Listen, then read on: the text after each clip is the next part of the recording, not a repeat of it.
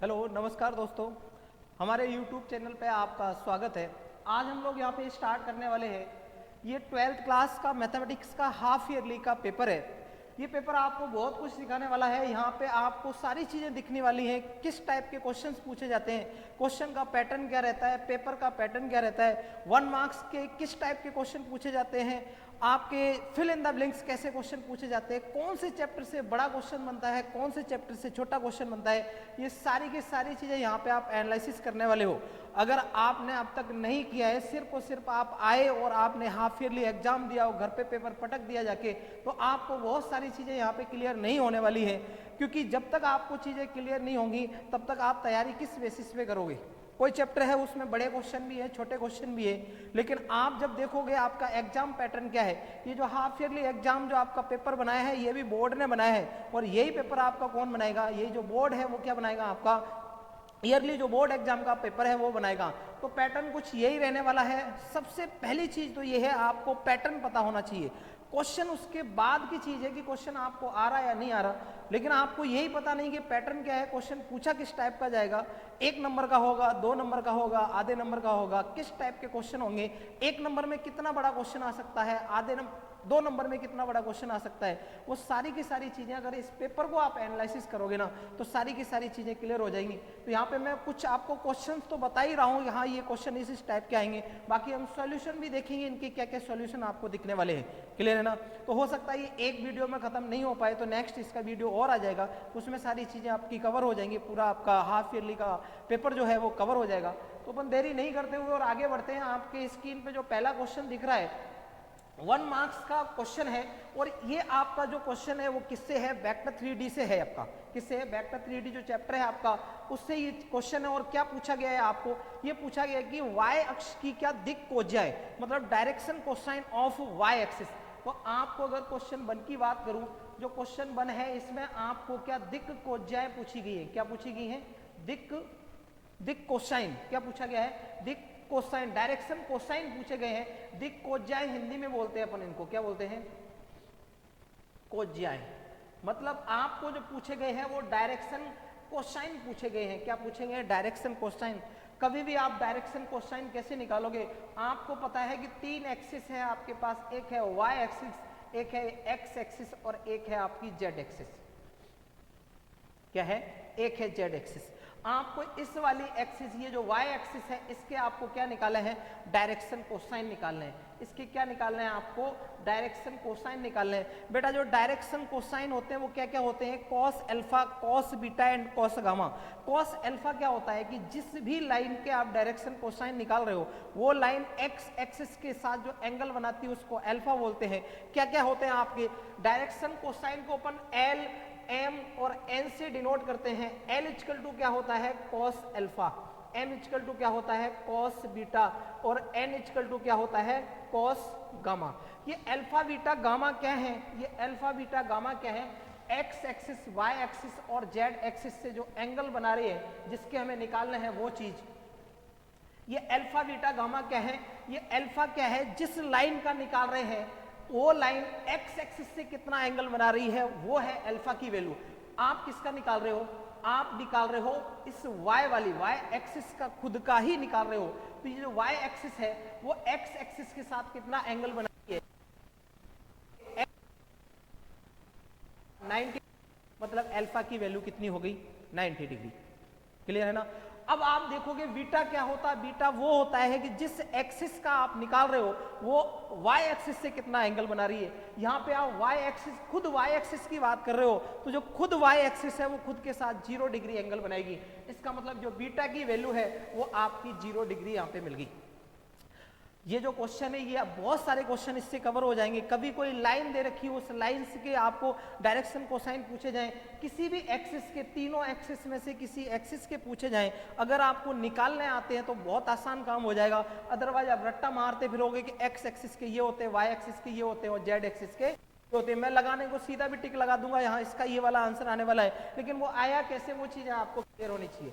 अगर मैं गामा की बात करूं तो गामा मतलब है जिस लाइन का आप क्या निकाल रहे हो, डायरेक्शन कोसाइन निकाल रहे हो, वो जो लाइन है आपकी जेड एक्सिस से कितना एंगल बना रही है। तो यहाँ पे आप देख सकते हो y एक्सिस की बात कर रहे हैं अपन, इस लाइन का क्या निकालने वाले हैं, डायरेक्शन कोसाइन निकालने वाले हैं। तो ये जो लाइन है वो z एक्सिस से 90 डिग्री एंगल बना रही है, इसका मतलब गामा की वैल्यू कितनी है, 90 डिग्री। इनको आप कैलकुलेट करोगे तो L की वैल्यू यहाँ पे आप आ जाएगी cos 90, और cos 90 आपका क्या होता है, 0। ऐसे ही m की वैल्यू कितनी आ जाएगी, cos ऑफ 0, इसकी वैल्यू कितनी होती है, 1। ऐसे ही n की जो वैल्यू आएगी आपकी, n की जो वैल्यू आएगी वो आएगी cos 90, और इसकी वैल्यू कितनी होती है, 0। तो कुल मिला के जो y एक्सिस है उसके जो आपको डायरेक्शन कोसाइन जो आपको मिले हैं वो क्या मिले हैं, डायरेक्शन कोसाइन जो आपको मिले हैं, आपको डायरेक्शन कोसाइन इसके क्या मिले हैं, ये जो लाइन है इस लाइन के आपको डायरेक्शन कोसाइन मिले, क्या मिले साहब, इसके आपको डायरेक्शन कोसाइन मिले।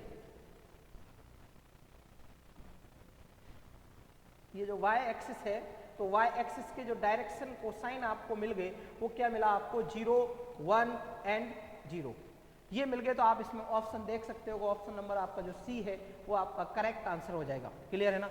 सेकेंड क्वेश्चन है, बहुत इजी है आपका, क्या है, ये थर्ड चैप्टर का है आपका, मैट्रिक्स का है। क्या पूछा गया है कि यदि किसी आव्यूह की कोटि कितनी है, m इंटू n है, तो इसमें कुल अवयवों की संख्या क्या होगी। मैं आपको बता देना चाहता हूं, क्या एक चीज आप देख लोगे, कभी भी आपको कोई एक मैट्रिक्स दे रखी है और मैट्रिक्स में यहाँ पे उसका क्या लिखा होता है, उसकी कोटि लिखी होती है, मतलब उसका ऑर्डर लिखा होता है। इसका ऑर्डर का मतलब क्या है, अगर मैं छोटा सा एक लेना चाहूं तो यहाँ पे अगर मैंने क्या लिख दिया कि 3 इंटू थ्री की अगर मैट्रिक्स ले रहे हैं, इसका मतलब इसमें 3 तो क्या है, ये पहला वाला नंबर है वो क्या बताता है, नंबर ऑफ रो, क्या बताता है, नंबर ऑफ रोज, रो की संख्या बताता है। सेकंड वाला क्या बताता है, नंबर ऑफ कॉलम, क्या बताता है, नंबर ऑफ कॉलम बताता है आपको। इसका मतलब इस मैट्रिक्स में आपकी 3 तो रो होने वाली है और 3 ही कॉलम होने वाले हैं। अगर इन दोनों को हम मल्टीप्लाई कर दें और मल्टीप्लाई करने के बाद जो नंबर आता है वो नंबर क्या बताता है, टोटल नंबर ऑफ एलिमेंट, क्या बताता है, टोटल नंबर ऑफ एलिमेंट्स मतलब कि आव्यूह में कुल कितने अवयव हैं वो बताता है, क्या आपका, वो क्या बताता है। अगर इन दोनों को हम मल्टीप्लाई कर दें जो नंबर आएगा वो क्या होगा, वो नंबर आपको बता देगा टोटल नंबर ऑफ एलिमेंट। तो यहाँ पे आपका क्वेश्चन था, कोई एक आव्यूह था आपका, सेकेंड जो क्वेश्चन था, क्वेश्चन नंबर जो सेकेंड था, आव्यूह कोई ए मान लो जो आपका था जिसका ऑर्डर क्या था, m इंटू n।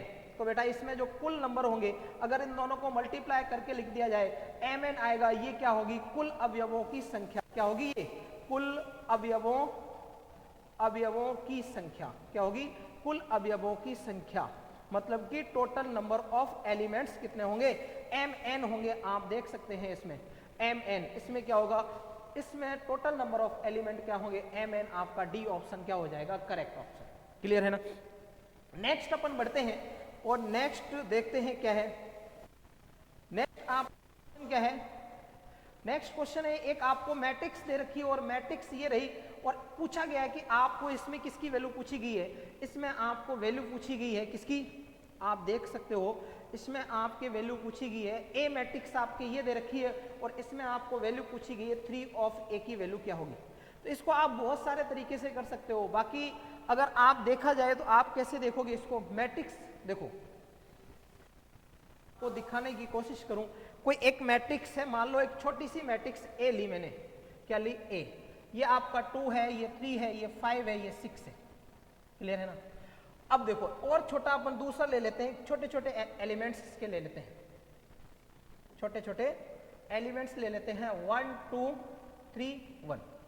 ये कोई एक मान लो ये 2 है, ये कोई एक मैट्रिक्स है, अगर मैं इसका डिटर्मिनेंट देखना चाहूँ, इसका सारणिक देखना चाहूँ तो क्या आ जाएगा, 2 माइनस का ऑफ 6 इक्वल टू क्या आएगा, माइनस का 4 आएगा।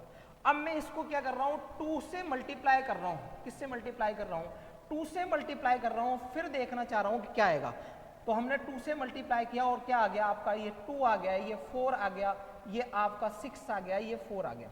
अब मैं इसका क्या निकालना चाहता हूँ, इसका मैं डिटर्मिनेंट निकालना चाहता हूँ। 2a का आप डिटरमिनेंट निकालोगे तो 8 माइनस का क्या हो जाएगा, ये 4 2 जा 8 और 4 6 24, तो आपकी आने वाला है माइनस का 16, क्या आने वाला है, माइनस का 16। तो ये जो मैट्रिक्स है आपकी क्या है, 2 इंटू 2 की मैट्रिक्स है। आप यहाँ पे अगर इसको और इसको अगर कनेक्ट करने की कोशिश करो तो आप बोल सकते हो कि सर इसको हम क्या लिख सकते हैं, इसको हम लिख सकते हैं 4 मल्टीप्लाई माइनस का 4, और ये जो 4 है वो है क्या आपका, ये 4 क्या है आपका 2 की पावर 2 है। तो कुल मिला के यहाँ पे मैंने एक आपको फॉर्मूला देना चाह रहा हूँ। फॉर्मूला क्या है, यदि A इक्वल टू कोई एक मैट्रिक्स है आपके, क्या है, A इक्वल टू कोई मैट्रिक्स है n इंटू n की, फिर आपको क्या पूछा गया है, K ऑफ A का क्या पूछा गया है आपसे, डिटर्मिनेंट पूछा गया है, तो आप क्या करोगे, K की पावर n ऑफ, क्या करोगे आप, K की पावर n ऑफ A। अगर ये काम आप कर दोगे तो आपका काम हो जाएगा। तो अपना जो पिछला जो क्वेश्चन था उसमें क्या था, 3 इंटू 3 की मैट्रिक्स थी, कितने इंटू कितने की थी, जो आपका जो क्वेश्चन नंबर जो आपका थर्ड था उसमें कोई एक मैट्रिक्स थी, वो कितने इंटू कितने की थी, 3 इंटू 3 की थी। क्लियर है ना। आपको पूछा गया था 3A का क्या पूछा गया था, मॉड पूछा गया था। तो यहाँ पे आप देख सकते हैं जैसे ये जो निकल के आया 2 की पावर 2 मल्टीप्लाई, इसको हम क्या लिख सकते हैं, इसको हम A लिख सकते हैं। और ये 2 की पावर 2 है, इसका मतलब क्या है, जिससे हमने मल्टीप्लाई किया उसकी पावर में क्या है, जो आपका ये ऑर्डर था, तो 2 की पावर 2 मल्टीप्लाई A, इसका मतलब क्या है, जो 2A की जो वैल्यू आई है वो कितनी आई है साहब, 2A की जो वैल्यू आई है वो आपके आ गई। जो भी आपका जिस कांस्टेंट से मल्टीप्लाई किया उस कांस्टेंट की पावर हम क्या लगा देंगे यहाँ पे, तो उस कांस्टेंट की पावर हम लगा देंगे जो आपका ऑर्डर है। तो इसके लिए हम क्या करेंगे, 3 से मल्टीप्लाई कर रहे हैं, किससे कर रहे हैं, 3 से मल्टीप्लाई कर रहे हैं, तो 3 की पावर कितना हो जाएगा, 3 हो जाएगा, और पीछे क्या आ जाएगा, मॉड ऑफ A। तो 3 ऑफ A की जो वैल्यू आने वाली है 3 या 9 या 27 ऑफ A, ये आपकी वैल्यू आएगी जब आप 3 से मल्टीप्लाई करके और उसका डिटरमिनेंट निकालने की कोशिश करोगे। तो इसका ऑप्शन आपको दिख जाएगा, ऑप्शन कौन सा है भैया, इसका ऑप्शन है आपका, ऑप्शन कौन सा है, 27A, ऑप्शन नंबर सी आपका करेक्ट ऑप्शन। तो 3 क्वेश्चन तक हमने करे और चौथे क्वेश्चन की तरफ बढ़ते हैं। चौथा क्वेश्चन क्या है आपका, चौथा क्वेश्चन क्या था आपका, चौथा क्वेश्चन यहाँ पे आपको दिख रहा है। चौथा क्वेश्चन है कि आपके पास है एक कोई सदिश है, एक कोई वेक्टर है 2i प्लस का 3j equal to x of i plus का y ऑफ j। पूछा गया कि ये दोनों समान सदिश हैं, क्या है 2i। आपके पास कभी भी दो वेक्टर हो, मैं आपको बताना चाहूंगा कि अगर आपके पास कोई वेक्टर a है इक्वल टू है x ऑफ i कैप, या फिर a1 of i cap, a1 of i cap plus b1 of j cap plus c1 of k cap, और दूसरा कोई वेक्टर है b equal to a2 of i cap plus b2 of j cap plus c2 of k cap. और आपको बोला जाए कि यदि इफ आपको गिवन है कि a इक्वल टू b है, इसका मतलब क्या है, a और b दोनों वेक्टर तभी आपके इक्वल होंगे जब आपके पास क्या होगा, इसका मतलब अगर ये दे रखा है देन आप क्या लिख सकते हो, तो आप एक चीज लिख सकते हो कि a1 इक्वल टू क्या लिख सकते हो, a2 लिख सकते हो, ऐसे b1 इक्वल टू क्या लिख सकते हो, b2 लिख सकते हो, c1 इक्वल टू क्या लिख सकते हो, c2 लिख सकते हो। ये चीज कुछ कॉन्सेप्चुअल थी, मैं आपको यहाँ पे सिर्फ और सिर्फ क्वेश्चन सॉल्व नहीं करवा रहा हूँ। अगर आपने ये पूरा वीडियो देख लिया, पूरा पेपर का सॉल्यूशन देख लिया, तो ऑलमोस्ट सारी चीजें आपकी थ्योरेटिकल बुक के क्वेश्चन सारे के सारे कवर हो जाएंगे, क्योंकि यहाँ पे मैं डायरेक्ट क्वेश्चन को देख के उससे रिलेटेड डायरेक्ट ऑप्शन पे टिक नहीं कर रहा हूँ, सिर्फ उसी क्वेश्चन को सॉल्व नहीं कर रहा हूँ, उससे रिलेटेड जो भी आपका सॉल्यूशन है, जो भी आपका कॉन्सेप्ट है, उसको भी यहाँ पे डिस्कस कर रहा हूँ कि वो चीज आई कैसे। क्लियर है ना। तो यहाँ पे हमारे पास जो क्वेश्चन नंबर जो आपका 4 था, वो क्वेश्चन क्या था, फोर्थ क्वेश्चन था कि x of i cap plus y of j cap, कोई एक वेक्टर है, ये क्या है 2 of i cap plus 3 of j cap के इक्वल है। इसका मतलब क्या है, मैंने क्या बोला, x1 i का जो कोफिशिएंट है दोनों में क्या रहेंगे, सेम रहेंगे, i के कोफिशिएंट सेम रहेंगे, ऐसे ही j के कोफिशिएंट सेम रहेंगे। यहाँ पे i के कोफिशिएंट सेम करोगे तो x इक्वल टू 2 निकल के आएगा, और y j के कोफिशिएंट को सेम करोगे तो y इक्वल टू 3 निकल के आएगा। तो x और y की वैल्यू जो निकल के आई वो आपकी क्या आ गई, 2 और 3। यहाँ पे आप देख सकते हो x और y की जो वैल्यू निकल के आई वो क्या निकल के आई, 2 और 3। ऑप्शन नंबर बी आपका करेक्ट ऑप्शन। क्लियर है ना। अब अपन चलते हैं क्वेश्चन नंबर किसके, क्वेश्चन नंबर 5th की तरफ चलते हैं और 5th के बारे में देखते हैं क्या है भैया। क्लियर है ना। तो क्वेश्चन नंबर आपका जो 5th है, क्वेश्चन नंबर 5th क्या है, sine inverse. Question number 5th जो है आपको पूछा गया है कि साइन इनवर्स ऑफ 1/√2 की वैल्यू क्या होगी, इसका जो मुख्य मान है वो क्या होगा। मैं आपको बता देना चाहता हूं, कुछ यहाँ पे कॉन्सेप्ट्स हैं वो आपके, ये तो क्वेश्चन बिल्कुल इजी है लेकिन कॉन्सेप्ट क्या है, कॉन्सेप्ट है कि अगर आपके साइन इनवर्स के अंदर जो कुछ भी लिखा है अगर उसको आप साइन थीटा के फॉर्मेट में कन्वर्ट कर सकते हो तो वो थीटा आया। लेकिन इस कंडीशन क्या है, ये थीटा है वो जो साइन इनवर्स की जो रेंज होती है, जो उसका डोमेन होता है उसके अंदर लाई करना चाहिए। साइन इनवर्स का डोमेन आपको पता होना चाहिए क्या होता है, माइनस का π/2 से लेके π/2, मतलब जो भी आपकी वैल्यू आनी चाहिए वो किसके बीच में आनी चाहिए, इसके बीच में आनी चाहिए, तभी आपका आंसर सही होगा। तो यहाँ पे अगर मैं लिखने की कोशिश करूंगी बोलोगे सर बिल्कुल सही है, अगर मैं आंसर इसको देना चाहूँ तो क्या करेंगे, साइन इनवर्स ऑफ अंदर वाले को ये 45 की वैल्यू होती है, इसको आप लिख सकते हो साइन ऑफ π/4, साइन ऑफ π/4 लिखा, साइन से ये कैंसिल और आपका बचा π/4। अगर ये π/4 आपका इस रेंज में आ रहा है तब तो आंसर बिल्कुल सही है, अगर इस रेंज में नहीं आ रहा है तो इस साइन थीटा को इस तरीके से कन्वर्ट करो। आपको यहाँ पे चतुर्थांश नियम लगाने पड़ेंगे, कुछ क्वाड्रेंट रूल लगाने पड़ेंगे, और रूल्स के अकॉर्डिंग आपको डिसाइड करना पड़ेगा कि अंदर वाला हमें थीटा क्या लेना है ताकि ये किस रेंज में आ जाए, उस रेंज में। अगर ये वाला अपना आंसर देखा जाए तो ये किस में आ रहा है, -π/2 से लेके π/2 के बीच में आ रहा है, इसका मतलब क्या है, हमारा ये करेक्ट आंसर है और हम ऑप्शन में जाके इसको क्या कर सकते हैं, टिक कर सकते हैं। क्लियर है ना। तो आप देख सकते हो π/4 आपको कहीं अगर ऑप्शन में दिख रहा है तो आपका वो will be correct answer. Clear है ना।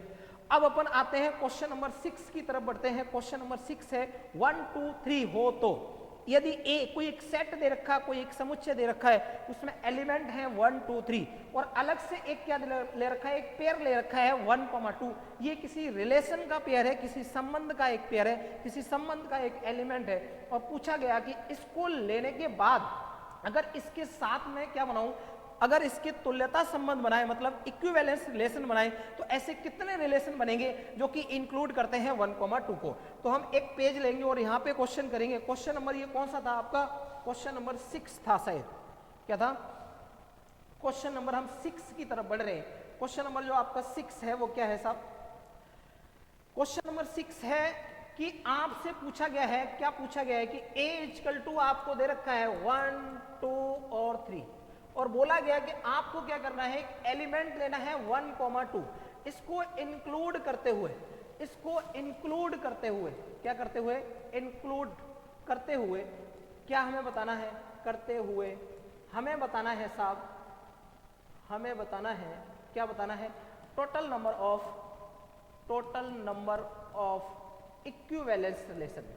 इक्विवेलेंस रिलेशन, इक्विवेलेंस रिलेशन का मतलब क्या होता है भैया, तुल्यता बोलते हैं इसको हिंदी में।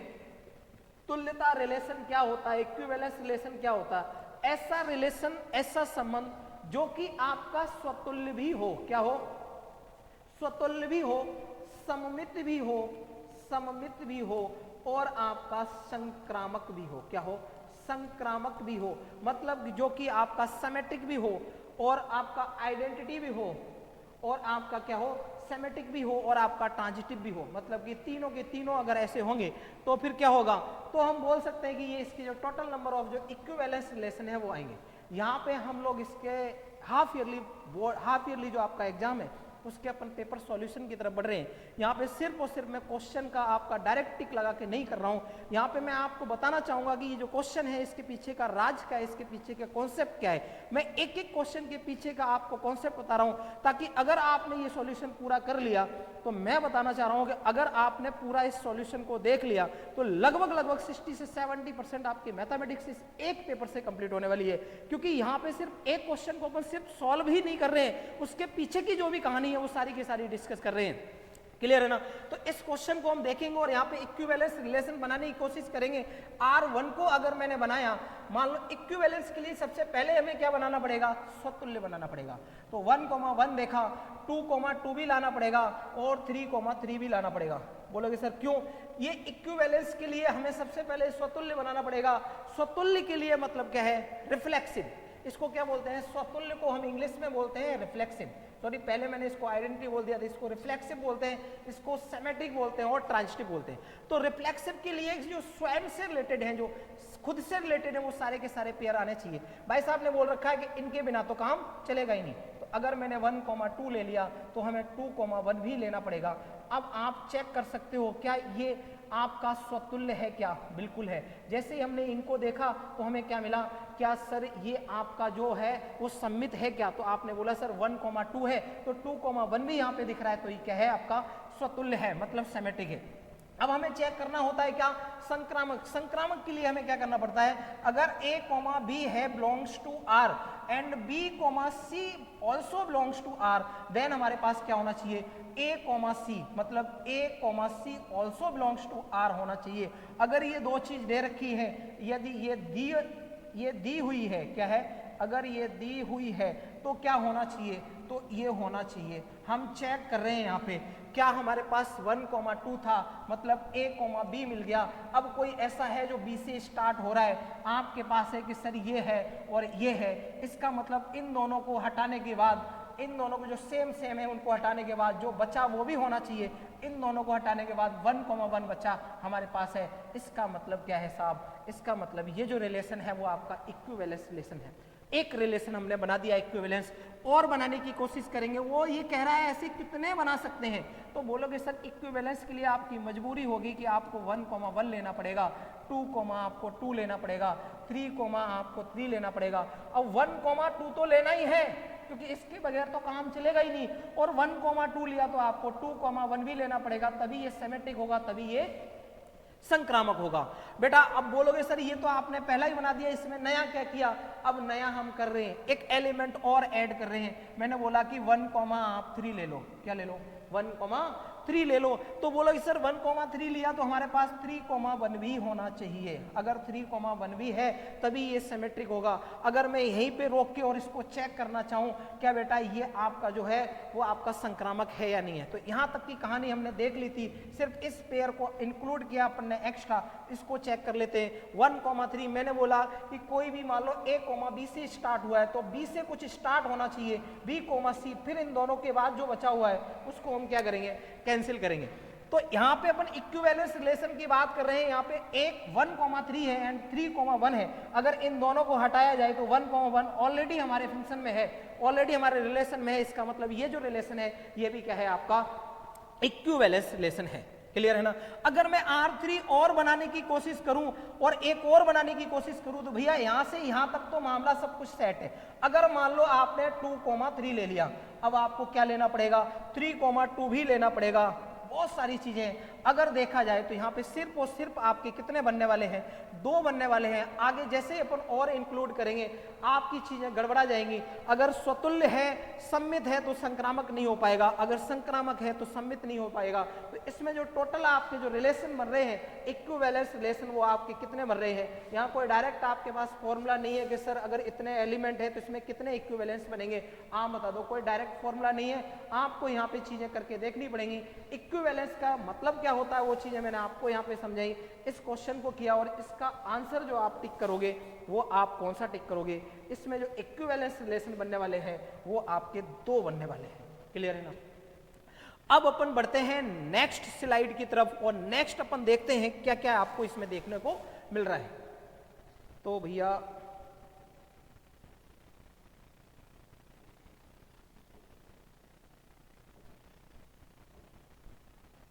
हाँ, नेक्स्ट पेज आपकी स्क्रीन पे दिख रहा है और नेक्स्ट पेज क्या है आपका क्वेश्चन नंबर 7 की तरफ अगर बढ़ा जाए, क्वेश्चन नंबर अगर 7 देखा जाए तो बेटा ये चैप्टर नंबर 6 से आपका क्वेश्चन है। इंक्रीजिंग डिक्रीजिंग क्या पूछा गया है, इंटरवल आपसे पूछा गया है। आपके पास है y=, कोई एक फंक्शन है y=x² ऑफ e की पावर -x। बोला गया कि आपको इसमें क्या बताना है, एक इंटरवल बताना है जिसमें ये फंक्शन आपका क्या है, इंक्रीजिंग है। तो बेटा जब भी आपको इंक्रीजिंग डिक्रीजिंग इंटरवल पूछा जाए तो आपको वहां पे dy/dx कैलकुलेट करना पड़ता है। इंक्रीजिंग और डिक्रीजिंग की बात करें, अगर मैं इंक्रीजिंग की बात करूं, मतलब इंक्रीजिंग के लिए, इंक्रीजिंग की अगर मैं बात करूं, फॉर इंक्रीजिंग के लिए हमें क्या करना पड़ता है, dy/dx निकाल के >0 करना पड़ता है। और आपको डिक्रीजिंग के लिए क्या करना पड़ेगा, डिक्रीजिंग के लिए आपको क्या करना पड़ेगा, डिक्रीजिंग के लिए आपको dy/dx निकाल करना पड़ेगा। जब ऐसा आप करोगे तो यहां से जो इंटरवल निकलेगा वो आपका आंसर होगा, यहां से जो इंटरवल x का निकल के आएगा वो आपका आंसर होगा। क्लियर है ना?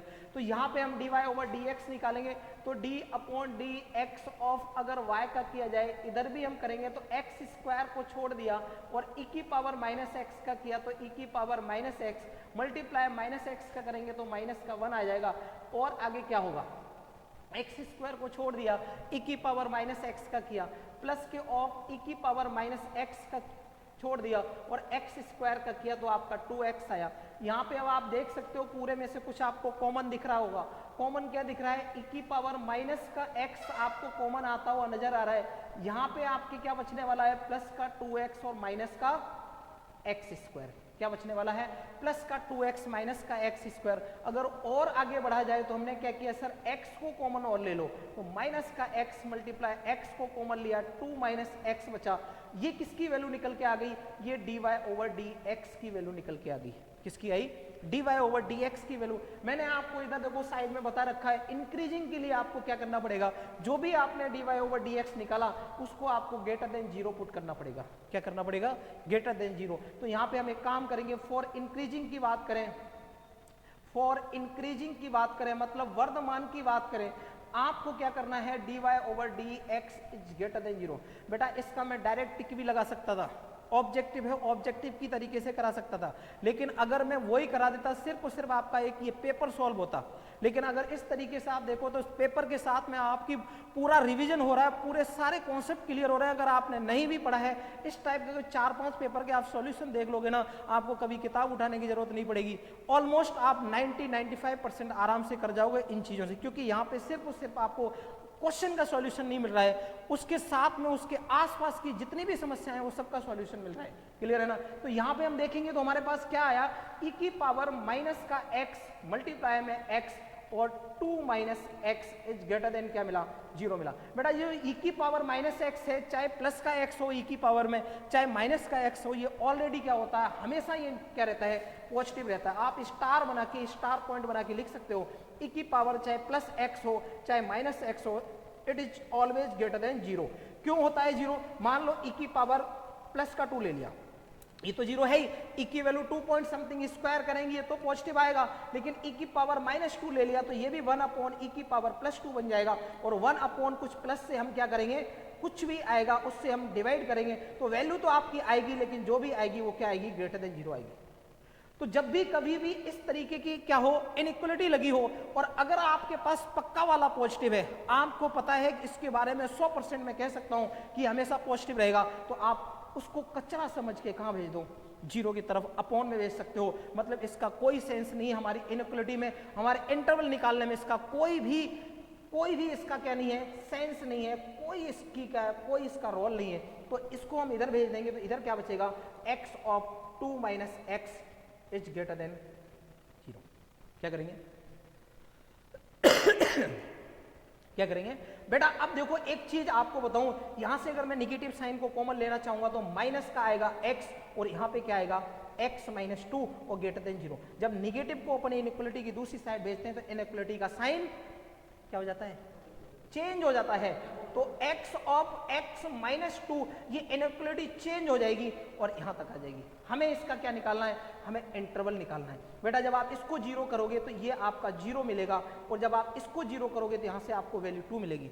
हमने आपको बताया कि कभी भी आपको इंटरवल निकाला जाए, इनइक्वालिटी दी जाए, तो 11th क्लास में बहुत अच्छे से मैंने पढ़ा रखा है, आपको ऊपर से एक ट्रेन चलानी है और ये डिवाइडर होते हुए और आपको क्रॉस होते जाना है। ये एक तरीका है। इधर आपका माइनस इनफाइनाइट होता है, इधर आपका प्लस का इनफाइनाइट होता है। क्लियर है ना? तो आपको ये वैल्यू मिली, यहां पे आपको इस इंटरवल में वैल्यू क्या मिल गई, आपको इस इंटरवल में 0 से 2 के बीच में आपको क्या मिली वैल्यू, निगेटिव। हमें क्या चाहिए, ऊपर वाला पॉजिटिव है, ऊपर वाला हमेशा क्या रहेगा, ये जो रोड है, रोड के ऊपर वाली चीजें क्या है, पॉजिटिव, नीचे वाली चीजें क्या है, निगेटिव है। नीचे वाली चीजें क्या है, निगेटिव है, और हमारे को क्या लेना है, लेस देन 0 का मतलब निगेटिव वाला इंटरवल लेना है। तो ये ऊपर वाला छोड़ देंगे तो 0 से लेके जो 2 वाला इंटरवल है वो आपका क्या है, निगेटिव। मतलब हमारी जो इनइक्वालिटी से यहां से जो रेंज निकल के आ रही है वो कहां से कहां तक आ रही है, 0 से 2। कई ऑप्शन में दिख रहा है कि आपको आपको ऑप्शन नंबर किसमें दिख रहा है? Option number D. क्लियर है ना? अब नेक्स्ट क्वेश्चन देखते हैं। नेक्स्ट क्वेश्चन नंबर 8 जो आपका है, प्रति अवकलज पूछा गया है। क्या पूछा गया है? प्रति अवकलज पूछा गया। 3 ऑफ एक्स स्क्वायर प्लस के 4x क्यूब। आपके पास क्वेश्चन है एंटी डेरिवेटिव का। क्वेश्चन है आपका, क्वेश्चन नंबर कौन सा था? 8। क्वेश्चन नंबर 8 था 3 ऑफ एक्स स्क्वायर प्लस के 4x क्यूब। इसका आपको पूछा गया है इंटीग्रेशन। देख सकते हो आप वापस क्वेश्चन, 3x स्क्वायर प्लस के 4x cube. 3 of x square plus के 4x क्यूब आपके पास है। इसका प्रति अवकलज का मतलब क्या है? प्रति अवकलज का मतलब भैया हमें क्या करना है? इसका इंटीग्रेशन करना है, समाकलन करना है। बहुत इजी है। अगर आपने क्लासेस नहीं ली है तो आप प्लेलिस्ट में जाकर और देख सकते हैं, जाके वहां पे सारी की सारी चीजें आपको मिल जाएंगी, सारे कॉन्सेप्ट्स मिलेंगे, बहुत सारे क्वेश्चंस मिलेंगे। यहाँ पे जब हम प्रॉपर्टी लगाएंगे तो 3 of x square of dx अलग से करेंगे, plus integration of 4 of x cube of dx अलग से करेंगे। जब इसका हम करने वाले हैं तो हमें क्या मिलेगा? 3। इसका करेंगे तो x की पावर 2 प्लस 1 3 हो जाएगा, डिवाइडेड बाय 3 होगा, प्लस 4 बाहर आएगा, x की पावर 3 प्लस 1 4 होगा, डिवाइडेड बाय 4। लास्ट में हम एक कांस्टेंट जोड़ते हैं, c क्यों जोड़ते हैं? सारी चीजें आपको प्लेलिस्ट में जाके देखनी होंगी। ये कैंसिल आउट यहां से हुए और आपका आंसर आया एक्स क्यूब प्लस एक्स की पावर 4 प्लस का c। ये आपको क्या हो गया? एंटी डेरिवेटिव मिल गया, प्रति अवकलज मिल गया। ऑप्शन में जाओगे आपको ऐसा कुछ देखने को मिलेगा। क्या मिला था? आपके एक्स क्यूब प्लस एक्स की पावर 4। ऑप्शन नंबर ए आपको दिख गया। क्लियर है ना? क्या दिख गया? ऑप्शन नंबर ए आपको दिख गया। अब यहाँ पे क्या है? 3 कोटि वाले किसी अवकल समीकरण में विशिष्ट हल में उपस्थित स्वैच्छ चरों की, स्वैच्छ जो चर होते हैं, मतलब अगर यहाँ पे आर्बिट्री कांस्टेंट पूछा जाए तो यहाँ पे जब भी चाहे कितनी भी उसकी कोटि हो, आपको आर्बिट्री कांस्टेंट पूछा जाए तो हमेशा आप वहां पे क्या टिक करोगे? 0 टिक करोगे। क्लियर है ना? अब क्वेश्चन नंबर 10 पे आ जाओ। अगर ये चैप्टर जो आपका था आर्बिट्री कांस्टेंट, ये सॉल्यूशन ऑफ डिफरेंशियल इक्वेशन में आता है। एक तो होता है फॉर्मेशन ऑफ डिफरेंशियल इक्वेशन, एक होता है solution of differential equation. Solution of differential equation की आपकी सारी एक्सरसाइज है आपके सिलेबस में, और जो फॉर्मेशन ऑफ डिफरेंशियल इक्वेशन है वो आपके सिलेबस से हटा दिया गया। फॉर्मेशन ऑफ डिफरेंशियल इक्वेशन में आप इस टाइप के कांस्टेंट देखते हैं, 2 टाइप के आपके कांस्टेंट होते हैं, वो कांस्टेंट आपको देखने को मिलेंगे, लेकिन वो आपके सिलेबस से हट गया तो उस पर ज्यादा डिस्कशन नहीं करेंगे। कैसे आया कैसे नहीं आया, हम आगे बढ़ते हैं। ऑप्शन को टिक करो और आगे बढ़ो। क्लियर है ना? अगर वो अपने सिलेबस में होता तो हम उसको 100% क्या करते भैया? यहाँ पे इसको डिस्कस करते। आगे बढ़ो। क्या है? यदि पासों का एक जोड़ा उछाला जाता है, प्रत्येक पासे पर सम अभाज्य संख्या प्राप्त होती है, तो हमें प्रायिकता ज्ञात करनी है। भैया आपको पता होनी चाहिए छोटी छोटी चीजें, अगर आपको पता है। क्वेश्चन नंबर कौन से की बात कर रहे हैं हम सर? भैया कौन से नंबर के क्वेश्चन की बात कर रहे हैं? अगर मैं देखा जाए तो क्वेश्चन नंबर 10 की बात कर रहे हैं। यहाँ पे किसकी बात कर रहे हैं? नंबर 10 जो आपका है, क्वेश्चन नंबर 10 आपका प्रोबेबिलिटी से रिलेटेड है, आपका प्रायिकता से संबंधित है। ये कह रहा है कि हम एक पासे के जोड़े को फेंक रहे हैं, अगर मैं इसका सैंपल स्पेस निकालने की कोशिश करूं तो बहुत सारी चीजें मिलेंगी। 1,1 से लेके 1,6 तक जाएगा। ये बच्चों वाला काम है, हम निकाल के नहीं देखेंगे। और इसमें लास्ट जो होगा वो 6,6 होगा। हमें सिर्फ और सिर्फ इसमें ढूंढना है कि ऐसा जोड़ा ढूंढो जिसमें दोनों पे ही सम अभाज्य संख्या हो, मतलब सम भी होना चाहिए, अभाज्य भी होना चाहिए। सम और अभाज्य एक ऐसी संख्या 2 है जो कि सम भी है और अभाज्य भी है। इसमें से दोनों ही नंबर, पहला वाला नंबर भी सम अभाज्य, दूसरा वाला भी नंबर सम अभाज्य, ऐसा एक ही पेयर बनेगा। उस पेयर का आपका नाम क्या होगा? 2,2। कितने पेयर बनेंगे ऐसे?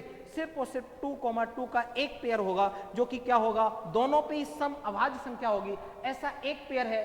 टोटल कितने आपके पास? 36 पेयर है। अगर मैं प्रोबेबिलिटी की बात करता हूं तो प्रोबेबिलिटी में आपके पास क्या होना चाहिए? Total number of favourable outcomes होना चाहिए। फेवरेबल का मतलब जो आपकी डेफिनेशन को, आपके क्वेश्चन को फुलफिल कर रहे हो, जो आपके क्वेश्चन की रिक्वायरमेंट है उसको फुलफिल कर रहे हो, इसका मतलब वो आपके क्या है? फेवरेबल आउटकम्स हैं।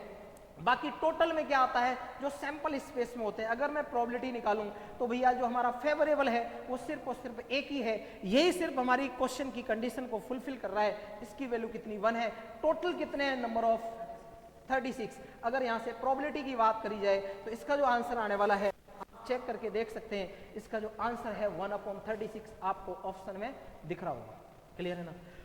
अब यहाँ तक अपन ने किया, देखो सारी की सारी चीजें, हो सकता है इसके 2 से 3 वीडियो बन जाए, लेकिन अगर आपने एक बार सॉल्यूशन देख लिया कंप्लीटली, मैं बता रहा हूँ आपको ऐसे 2-3 सॉल्यूशन और देखने पड़ेंगे, उसमें आपकी पूरी मैथमेटिक्स कंप्लीट हो जाएगी। आपको कहीं से भी कुछ भी पढ़ने की जरूरत नहीं पड़ेगी। खासकर उन बच्चों के लिए बहुत मोस्ट इंपॉर्टेंट ये सॉल्यूशन रहेगा जिन्होंने अब तक बिल्कुल पढ़ाई नहीं करी, जिन्होंने अब तक कभी बुक उठा के नहीं देखा, ऐसे ही उन्होंने निकाल दिया पूरा टाइम, लेकिन अभी भी उनके पास टाइम है। अगर अभी भी वो जाग जाते हों और इस टाइप के जो सॉल्यूशन देख लेते हैं, जहां पे आपको क्वेश्चंस के साथ साथ कुछ वैरायटी, अलग अलग थ्योरीज, कुछ कॉन्सेप्ट, सारी की सारी उस क्वेश्चंस के पीछे की जो भी रणनीति है वो सारी की सारी अगर समझाई जा रही है, इसका मतलब वो आपके लिए बहुत इंपॉर्टेंट है। क्लियर है ना? तो नेक्स्ट जो आपका क्वेश्चन है आपकी स्क्रीन पे दिख रहा है, क्वेश्चन क्या है, y equal to sine X. कोई एक कर्व है y equal to sine X और x एक्सिस से परिवेश क्षेत्र का आपको क्या निकालना है, क्षेत्रफल निकालना है। कंडीशन दे रखी है, आपको सिर्फ और सिर्फ जो बात करनी है वो कहां से कहां तक करनी है, 0 से पाई के बीच में। कहां तक करनी है? 0 से पाई के बीच में करनी है। सर हम एक नई स्लाइड लेते हैं और इस क्वेश्चन को करने की कोशिश करेंगे। भैया क्या है, क्वेश्चन नंबर आपका क्या था, मैं नंबर भूल जाता हूं, क्वेश्चन नंबर क्या था, क्वेश्चन नंबर आपका 12 था और 12 क्वेश्चन में पूछा गया कि आपके y equal to sine X है और इसका आपको पूछा गया है, हाँ क्वेश्चन नंबर ये 11 है शायद, क्या है क्वेश्चन नंबर आपका 11 है। कोई बात नहीं, क्वेश्चन नंबर क्या है आपका 11 है, सॉरी प्रीवियस।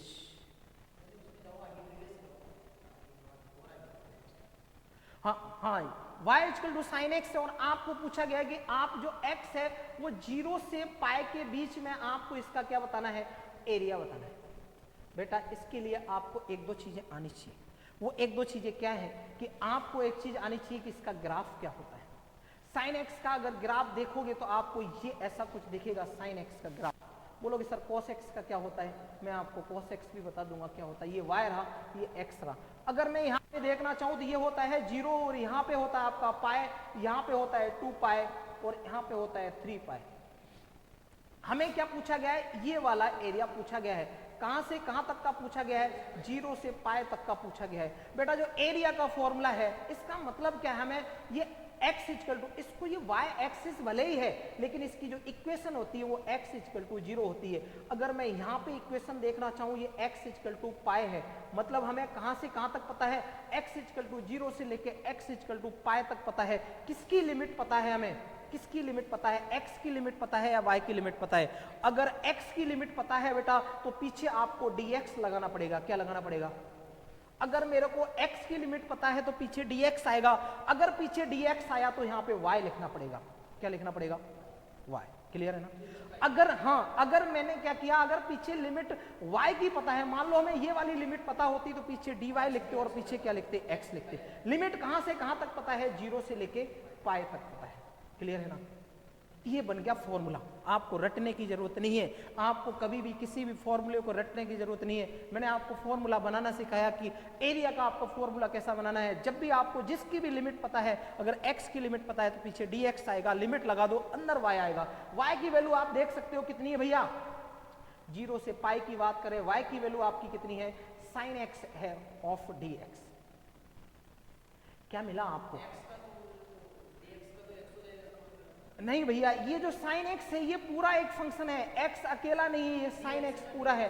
dx क्या करता है, dx आपको बताता है कि आप किसके रेस्पेक्ट में कर रहे हो, लेकिन आपको इंटीग्रेशन किसका करना है, साइन एक्स का करना है। साइन एक्स का इंटीग्रेशन होता है माइनस कॉस एक्स। आपको लिमिट लगा देनी है, कहां से कहां तक लगा देनी है, 0 to pi. Upper limit minus lower limit करेंगे, ये भाई साहब आपको कंफ्यूज करेंगे और परेशान करेंगे, इनको बाहर ले लो। जैसे ही आप बाहर लोगे तो आपको दिख जाएगा cos ऑफ पाई माइनस के cos of 0। Upper limit minus lower limit, minus का साइन बाहर है। अगर cos पाई की वैल्यू देखी जाए ये -1 होती है। बोलो सर कैसे होती है, तो cos x का अगर आपको ग्राफ पता है तो कुछ न्यू चलता है ग्राफ। ये आपका π/2 होता है, ये आपका 0 होता है और यहाँ पे होता है पाई और यहाँ पे जो आपको वैल्यू मिल रही है वो कितनी मिल रही है, -1। मतलब cos पाई की वैल्यू -1, ये वाला माइनस, cos 0 की वैल्यू 1। साइन 0 0 होता है, cos 0 क्या होता है, 1 होता है। आपको कुल मिला के अंदर मिला, बाहर निगेटिव है, अंदर मिला -2 और माइनस और 2 और माइनस मिलके क्या मिला, 2 इकाई 2 यूनिट आपको एरिया मिल गया। आप ऑप्शन में जाके सर्च करने की कोशिश करेंगे तो आपको कहीं क्या दिखेगा, कहीं आपको ऑप्शन दिखेगा। कहाँ है क्वेश्चन, 2 वर्ग इकाई। दिख रहा है क्या, 2 वर्टिकल, क्लियर है ना। तो यहां तक हमने जो क्वेश्चन देखे वो क्या है, आपने जितने भी ऑब्जेक्टिव क्वेश्चन थे वो सारे के सारे क्वेश्चन यहाँ पे हमने किए।